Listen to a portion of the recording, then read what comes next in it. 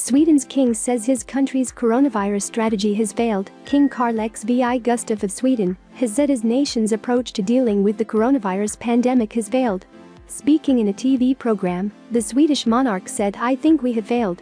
We have a large number who have died, and that is terrible."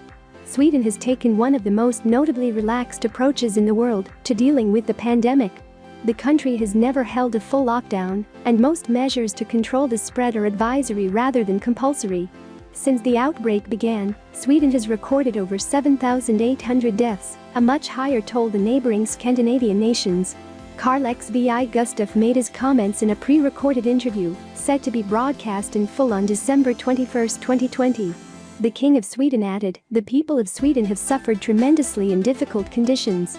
One thinks of all the family members who have happened to be unable to say goodbye to their deceased family members.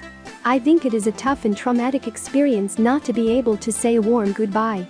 The king, who is 74, was asked if he had concerns about contracting the virus himself.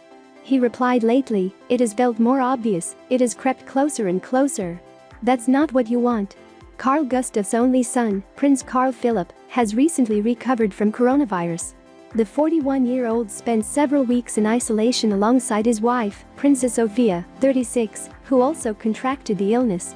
Soon after their return to full health was announced, the couple confirmed they are expecting a third baby, due in the early spring.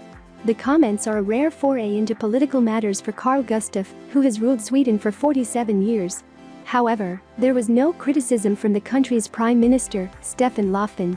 Speaking after the comments became public, he said the fact that so many have died can't be considered as anything other than a failure, but continued that a proper verdict on the strategy wouldn't possible until after the pandemic was over.